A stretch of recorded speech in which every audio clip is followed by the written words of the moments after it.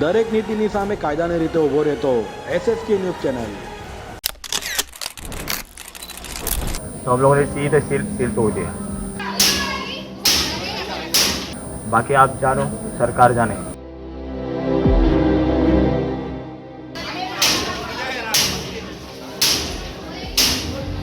इसको जो करना है करो, हम सभी स्टूडेंट पावर है।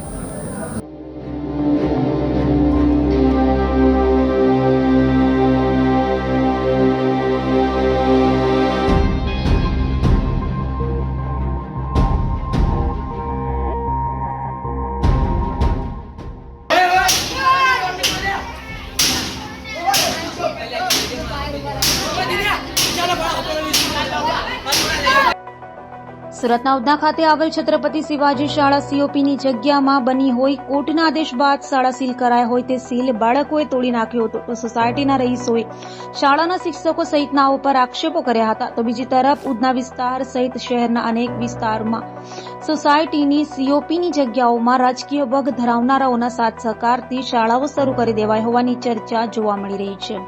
સુરતના ઉધના ખાતે આવેલી છત્રપતિ શિવાજી શાળા છેલ્લા 1 મહિનાથી બંધ કરાઈ છે। સોસાયટીની COPની જગ્યામાં શાળા બનાવાઈ હોય જેને લઈ કોર્ટમાં સોસાયટીના રહીશો જતા કોર્ટના આદેશ બાદ શાળાને સીલ કરાઈ હતી।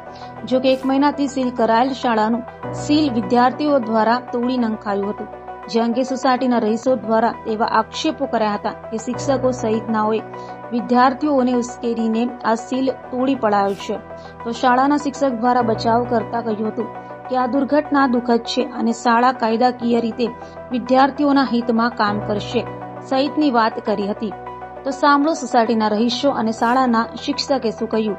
તો બીજી તરફ સુરતના ઉધના વિસ્તાર સાથે અન્ય વિસ્તારની સોસાયટીઓમાં પણ COPની જગ્યાઓમાં શાળાઓ શરૂ કરી દેવાય છે। રાજકીય વગ હેઠળ કેટલાક લોકોએ COPની જગ્યા કે જ્યાં સોસાયટીના લોકો વિવિધ પ્રસંગો સહિતની ઉજવણી કરી શકે તે માટેની જગ્યા હોય ત્યાં કબજો કરી શાળાઓ સહિત વિવિધ દબાણો કરી દીધા છે। ત્યારે તંત્ર દ્વારા જો તટસ્થ તપાસ કરાય તો સુરતના ઉધના વિસ્તારમાં જ નહીં પરંતુ અનેક વિસ્તારની સોસાયટીમાં COPની જગ્યા પર કરાયેલ કબજો અને દબાણો જેમાં શાળાઓ સહિતના દબાણો સામે આવે તેમ છે। मेरा नाम हेमंत किशोर कोड़ी है। मैं छत्रपति शिवाजी माध्यमिक उच्च माध्यमिक स्कूल से बोल रहा हूँ। हमारे स्कूल को सील करवाया गया था किसी कारण की वजह से। हम लोगों को पढ़ाई का नुकसान हो रहा था, हाँ, तो हम लोगों ने सील तोड़ा। हम लोग हमसे हमारे स्कूल जो है हमारे बराबरी वाले वो लोग तो आगे चले गए। हम लोग का सिलेबस का टेंशन, हम लोग का सिलेबस पूरा करने के लिए हम लोगों ने स्कूल का सील तोड़ डाला। बस हम लोगों को यही कहना है। आपके साथ साथ कितने विद्यार्थियों का नुकसान हो रहा था? 950 विद्यार्थियों का नुकसान हो रहा था। हाल तुम्हारी मांग क्या है? हमारी मांग यही है कि स्कूल का सील खुले, पर इतने दिन से आप लोग घूम रहे हैं, कोई रिक्वेस्ट नहीं आ रही है, कोई क्वेश्चन नहीं, कोई आंसर नहीं आ रहा है। तो हम लोगों ने सीधे सील तोड़ दिया। बाकी आप जानो, सरकार जाने, बस, या फिर शिक्षक मंत्री जाने। जिसको जो करना है करो, हम सभी स्टूडेंट पावर है। મારું નામ હેમંત રઘુનાથ કોલતે, હું સોસાયટીનો સેક્રેટરી છું અને આ સ્કૂલનો વિવાદ જો ચાલુ છે, અમારી સોસાયટીની COP જગ્યા છે, છત્રપતિ શિવાજી સ્કૂલ છે જે અમારી સોસાયટીના COP જગ્યા પર આવેલી છે। એ હાઈકોર્ટનો ચુકાદો છે 2022માં કે COPની જગ્યા પર કોઈ બાંધકામ થશે નહીં, તો પણ આ લોકોએ ગેરકાયદેસર બાંધકામ કરીને COPની જગ્યા હડપવામાં આવી છે। હાલ શું બનાવ બન્યો છે? હાલ આજે એ બનાવ બન્યો છે કે સવારે સ્કૂલના વિદ્યાર્થીઓ ભેગા થાય છે, સર લોકો પોતે ભેગા કરે છે ને એમની હાજરીમાં જ આજે સ્કૂલની ગ્રીલની સીલ તોડવામાં આવેલી છે, જે લોક લગાવેલ તે તોડવામાં આવેલા છે। સર લોકો જ એમને ઉપસાવે છે। સર લોકો પોતે બેસેલા હતા ઓફિસમાં, એમના કહેવાથી જ આ વિદ્યાર્થી લોકો સીલ તોડી છે। એમની અમારી પાસે પ્રૂફ પણ છે। હાલ તમારી કે સોસાયટીની શું માંગ છે? અમારી એ જ માંગ છે કે આ જલ્દીમાં જલ્દી આ વિદ્યાર્થીનું ભવિષ્ય બગડે નહીં, એના માટે અમને બીજી જગ્યા બીજી સ્કૂલમાં શિફ્ટ કરો કે જેવી રીતે એમની ભવિષ્ય બગડે नहीं અને એમને બીજી જગ્યા सरकारी स्कूल में एडमिशन મળે તેવી અમારી માંગ नहीं है। मैं 12वीं में पढ़ती हूँ और मेरा नाम आरती दिलीप राउत है और मैं छत्रपति में पढ़ती हूँ। आज क्या हुआ यहाँ पे? आज यही हुआ कि हम लोग कितने दिन से घूम रहे, यहाँ पे जाओ वहाँ पे जाओ ऐसा कर रहे, तो आज हम लोगों का दिमाग बहुत खराब हो गया, इसलिए हम लोगों ने सील तोड़ डाला। यही बात। खराब हुआ? क्यों खराब हुआ? क्योंकि ये लोग हमें यहाँ से वहाँ घुमा रहे, सिर्फ यहाँ जाओ वहाँ जाओ, कोई भी सपोर्ट करने के लिए तैयार नहीं है। फिर हम किसी के लिए क्यों ये करें? फिर हमने सील तोड़ डाला इसलिए हमारा सबका दिमाग, सब सर भी बोल रहे कि आप घर जाओ 2 दिन रुको ऐसे वैसे। फिर हम क्यों रोके? हम लोग क्या पागल है कि इतने दिन से घूमने वाले यहाँ पे? आपकी मांग क्या थी? हमारी मांग यही थी कि स्कूल चालू करो, फिर आपका जो केस है आप अपना चालू रखो, फिर स्कूल भी चालू रखो उसके साथ। आपको अगर बंदी करवानी तो अगले साल बंद करोगे, एडमिशन मत लो अगले साल, इतना ही कहना था हमारा। क्या સાહેબ આજે કઈ રીતનો મામલો હતો ને આક્ષેપ કરવામાં આવ્યો છે તમારા તરફથી કહેવામાં આવ્યું છે શું નહીં, આ તદ્દન ખોટી વાત છે સાહેબ. અને પછી અમે આટલા દિવસથી જે 13 તારીખથી સ્કૂલ ખુલેલી છે, વાલીઓનો વિદ્યાર્થીઓનો રોજ આપણી જગ્યા હતો જ, પરંતુ એમાં અમે એમને કાયદાકીય જોગવાઈઓની સમજ આપેલી કે કઈ કારણથી આ સ્કૂલ બંધ છે. ટ્રસ્ટે એમાં ઇન્વોલ્વ હતું, શાળા પરિવાર કે સ્ટાફ મારો એમાં અમારી એક જ ઈચ્છા હતી કે વિદ્યાર્થીઓનું શિક્ષણ ન બગડે, એનું ભવિષ્ય ન બગડે. અમારી લાગણી એક જ હતી કે ભાઈ વિદ્યાર્થીઓને હિતમાં, એક શિક્ષણના હિતમાં શાળા ખોલવી જોઈએ.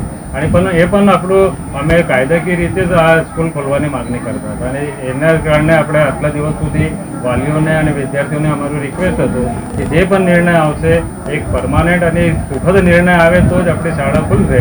અને ના ખુલે અને એના માટે જે પણ સરકારશ્રી નિર્ણય કરશે એ આપણે માન્ય રાખવું પડશે. પરંતુ વિદ્યાર્થીઓનો રોષ હતો, વાલીઓનો રોષ હતો કે આપણે તમે નથી ખોલી શકતા. એમાં આપણને સીલ કરેલી નહીં હતી, એક એસએમસી દ્વારા સીલ થયેલી હતી અને એસએમસી જ એમાં હસ્તક્ષેપ કરી શકતો હતો, એ જ ખોલી શકતો હતો. ટ્રસ્ટની પણ માગણી હતી, પરંતુ એનું નિરાકરણ જ્યાં સુધી નહીં આવે ત્યાં સુધી આપણે જેઠાઈ સ્થિતિ રાખવાની અમારી ફરજ હતી. આજે જે વિદ્યાર્થીઓ દ્વારા સીલ તોડવામાં આવે છે એ બાબતે તમે શું કહેશો? વિદ્યાર્થીઓનો રોષ હતો, રોજ આવીને મને પણ પર્સનલી મળીને આ લોકો રજૂઆત કરતા હતા કે ભાઈ એવી રીતે એટલે કેટલા દિવસ સુધી આ ચાલશે. અમારે સ્ટાફ તરફથી અને મારી તરફથી એ જ એમને માગણી હતી કે ભાઈ અમારી રજૂઆત ચાલે છે, ટ્રસ્ટે એમાં પ્રયત્નો કરે છે. આપણા હાથમાં કાયદાકીય દૃષ્ટિએ આપણા હાથમાં કંઈ નહીં હતું. આપણે વેટ જ કરવાનું હતું કે જે પણ નિર્ણય આવે એ કાયદાકીય રીતે આવે, સુખદ નિર્ણય આવે અને વિદ્યાર્થીઓના હિતમાં, શિક્ષણના હિતમાં આવે. એ જ મારી માગણી હતી. પરંતુ વિદ્યાર્થીઓનો રોષ હતો, આ વાલીઓનો રોષ હતો. એના પછી જે પણ દુર્ઘટના થઈ છે, મેં એને દુર્ઘટના જ કહું છું કે આ કોઈ પણ રીતે હું એને સમર્થન આપી શકતો નથી. અમારે સ્ટાફ પણ એને સમર્થન નહીં આપશે અને સંસ્થા પણ નહીં આપે, કારણ કે સંસ્થા પણ કાયદાકીય રીતે જ લડત આપી રહી હતી અને એમાં પણ જે નિર્ણય આવવાનો હતો તે નિર્ણયની અમે રાહ જોતા હતા. અમે સક્ષમ અધિકારી પાસે, અર્થાત અમારી શિક્ષણ અધિકારી કચેરીમાં પણ એમની રજૂઆત હતી, એમને પણ બધી માહિતી હતી. તો પણ એમના તરફથી જે પણ નિર્ણય આવવાનો હતો અમે એની રાહ જોતા હતા. અને પછી જે થયું છે એને હું કોઈ પણ રીતે સમર્થન આપવા ઈચ્છતો નથી અને સમર્થન છે પણ નહીં અને રહેશે પણ નહીં. અમે કાયદાકીય રીતે શાળા ખુલે એવું ઈચ્છતા હતા અને એ જ અમારી ઈચ્છા છે. વિદ્યાર્થીઓનું શિક્ષણ ન બગડે એ અમારી ઈચ્છા છે અને એ રીતે આ દુર્ઘટના છે અને એ દુર્ઘટનાને હું વખોડું છું. Thank you. દરેક નીતિની સામે કાયદાની રીતે ઊભો રહેતો SSK ન્યૂઝ ચેનલ